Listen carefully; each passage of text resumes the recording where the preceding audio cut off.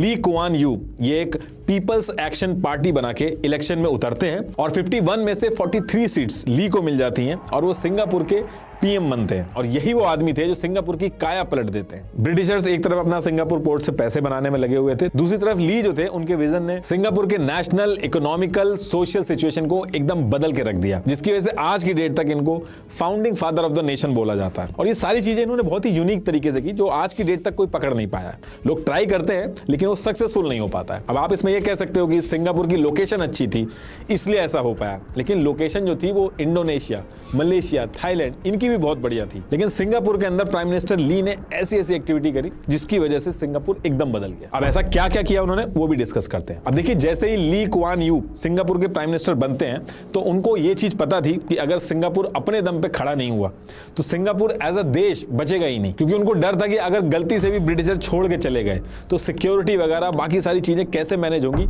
इसके बारे में किसी को कोई आइडिया नहीं था। और सिंगापुर में चाइनीज पॉपुलेशन बहुत ज्यादा थी, तो कम्युनिस्ट पावर जैसे सोवियत यूनियन और कम्युनिस्ट चाइना इनकी नजर भी सिंगापुर के ऊपर थी कि कैसे भी करके जो इलेक्शन वगैरह हो रहे हैं, ये जो पार्टी वगैरह पीएम वगैरह बन रहे हैं, इनको हटा के कम्युनिस्ट गवर्नमेंट जो है उसको एस्टैब्लिश किया जाए सिंगापुर के अंदर। तो पीएम ली के सामने ये तो एक चैलेंज था ही था, लेकिन उससे भी बड़ा चैलेंज था कि सिंगापुर में गरीबी, झुग्गी झोपड़ियां, भुखमरी, अफीम के अड्डे, क्राइम और रेशियल अनरेस्ट जिस लेवल पे था उतना पूरी दुनिया में कहीं नहीं था। उस टाइम पे अनएम्प्लॉयमेंट बहुत ज्यादा था, खाने की बहुत दिक्कत थी, लेकिन उसके बाद भी हर हफ्ते कोई ना कोई वर्कर का ग्रुप जो था वो स्ट्राइक कर देता था। सिंगापुर के अंदर लोग बहुत ही डिवाइडेड रहते थे, सिर्फ अपनी कम्युनिटी से ही मतलब रखते थे। सिंगापुर एज अ नेशन किसी का कोई लेना देना नहीं था, सब अपनी कम्युनिटी से मतलब रखते थे। और जो एरिया भी थे वो भी उन्होंने कम्युनिटी वाइज बांट लिए थे। जैसे चाइनीज पॉपुलेशन की जो मेजोरिटी थी वो डाउनटाउन एरिया में रहती थी, मलेशिया की कम्पोंग ग्लैम में रहती थी, इंडियन जो थे वो सेरांगूंग जो था वहां पे मेजोरिटी में थे। अब क्योंकि पूरा देश जो था वो एकजुट नहीं था, इस वजह से सिंगापुर का बहुत नुकसान हो रहा था। तो पीएम ली जो थे उन्होंने सबसे पहले यही डिसाइड किया कि पूरे देश को यूनाइट करना होगा, वरना कोई भी पॉलिसी लेके आएंगे सब बेकार हो जाएगी। और पीएम बनते ही इन्होंने सिंगापुर का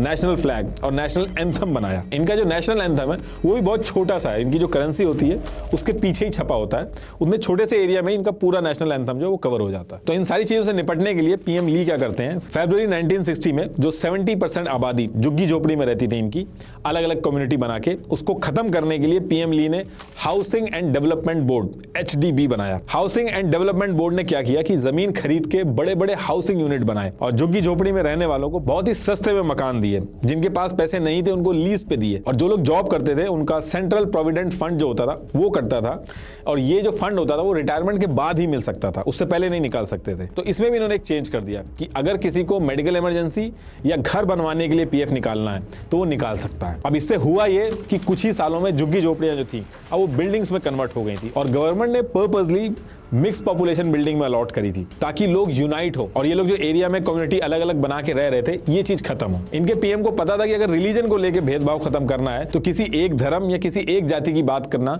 इसको रोकना होगा। सभी धर्मों के लिए इक्वल रिस्पेक्ट और इक्वल अपॉर्चुनिटी क्रिएट करनी होगी, और अगर इसको खत्म करना है तो इसकी जो शुरुआत है वो स्कूल लेवल पे ही करनी होगी ताकि रूट लेवल पे ही इस चीज को खत्म किया जा सके। उस टाइम पे सिंगापुर में ऐसे था कि जो माले कम्युनिटी के बच्चे होते थे वो माले स्कूल में जाते थे, चाइनीज के बच्चे चाइनीज स्कूल में जाते थे, ऐसे ही बाकी जो कम्युनिटी भी थी वो अपने अपने प्रेफर्ड स्कूल्स में जाती थी। तो ली ने इससे निपटने के लिए क्या किया कि ये जितने भी कम्युनिटी बेस्ड स्कूल थे इनसे कहीं ज्यादा अच्छा इंफ्रास्ट्रक्चर और फैसिलिटी वाले गवर्नमेंट स्कूल स्टार्ट कर दिए, और बहुत ही कम पैसे में गवर्नमेंट स्कूल ऑफर किए। और जब लोगों ने फैसिलिटी और पढ़ाई देखी कि कम पैसे में इतनी अच्छी फैसिलिटी, इतनी अच्छी पढ़ाई मिल रही है, तो लोगों ने अपनी कम्युनिटी वाले स्कूल जो थे वहां से बच्चों को निकाल के गवर्नमेंट स्कूल में डालना प्रेफर किया, क्योंकि उनको कम पैसे में high class education government school में ही मिल जा रही थी। और इन स्कूल्स के अंदर भी गवर्नमेंट का फोकस था कि कैसे हर एक धर्म की रिस्पेक्ट करनी है और यूनाइट होकर रहना है। बच्चों के फैंसी ड्रेस कंपटीशन में भी जैसे चाइनीज बच्चा है तो वो माले की ट्रेडिशनल ड्रेस पहन के तब परफॉर्म करता था। तो इस तरीके का कल्चर इन्होंने स्कूल में डेवलप किया, और टीचर्स जो थे उनको भी यही इंस्ट्रक्ट किया गया। इसके बाद इनके पीएम ने मिनिस्ट्री ऑफ कल्चर बनाया। इसका भी यही एम था कि लोगों को यूनाइट करना। इसमें इन्होंने जो कल्चरल इवेंट करवाए वो एक लैंग्वेज की बजाय मल्टीपल लैंग्वेजेस में करवाए, और कई जगह पे तो ऐसा था कि जो चाइनीज था वो माले के कल्चरल जो इवेंट होते थे उसमें पार्टिसिपेट करता था, ऐसे ही माले जो थे वो चाइनीज के इवेंट में पार्टिसिपेट करते थे। और सिंगापुर के अंदर जो मेजोरिटी थी वो चाइनीज, माले, तमिल और इंग्लिश बोलने वालों की थी। तो इन चारों लैंग्वेजेस को ऑफिशियल लैंग्वेज बना दिया गया था। अब देखिए, देश को यूनाइट करने में तो पीएम कामयाब हो गए थे इनके, लेकिन देश की जो इकोनॉमी थी वो सिर्फ टिन और रबड़ के प्रोडक्ट्स थे, इसी पे टिकी हुई थी। उसका भी कंट्रोल मलेशिया के हाथ में था, क्योंकि वही इनका बहुत बड़ा इंपोर्टर था। और इसी के साथ साथ सिंगापुर में कोई नेचुरल रिसोर्सेज नहीं थी जिसके बेसिस पे वो कुछ पैसे बना पाए। और दूसरी चीज, सिक्योरिटी भी जो थी वो ब्रिटिशर संभाल रहे थे। मान लो अगर ब्रिटिशर छोड़ के चले जाते तो 2 मिनट लगते किसी भी देश को सिंगापुर की एग्जिस्टेंस खत्म करने में। तो इनके जो पीएम थे उनको कहीं ना कहीं डे 1 से ये चीज लगती थी कि अगर मलेशिया का सपोर्ट रहेगा, और वो टाइम टू टाइम मलेशिया को खुश करने की कोशिश भी करते थे। जैसे इन्होंने सिंगापुर को माले ओरिजिन का मानते हुए माले को सिंगापुर की नेशनल लैंग्वेज अनाउंस कर दिया था। पीएम का विश्वास था कि इससे मलेशिया को लगेगा कि ये जो सिंगापुर है ये कोई अलग देश नहीं है, ये हमारे जैसे ही लोग हैं, और कल को अगर कुछ होता है तो ये हमारे सपोर्ट में आएंगे। इनफैक्ट सिंगापुर के जो पीएम थे वो ये भी चाहते थे कि कैसे भी करके मलेशिया जो है वो सिंगापुर को अपना एक स्टेट बना ले। तो इधर ये सारी चीजें चल रही थी। इसी के साथ साथ पीएम ली जो थे उनका ये भी मानना था कि जितने भी प्लान बनाए जा रहे हैं, सिंगापुर के अंदर यूनाइट किया जा रहा है, अलग अलग पॉलिसी लेके आई जा रही हैं, ये सारे प्लान धरे के धरे रह जाएंगे अगर करप्शन रहेगा तो। और इसको लेके जून 1960 में प्रिवेंशन ऑफ करप्शन एक्ट ये पास किया गया, जिसमें पब्लिक या गवर्नमेंट किसी भी सेक्टर में अगर कोई करप्शन में पकड़ा गया तो उसे 1 लाख सिंगापुर डॉलर की पेनल्टी या फिर 5 से 7 साल की जेल, ये दोनों हो सकती है। इन करप्शन केसेस की जांच वगैरह के लिए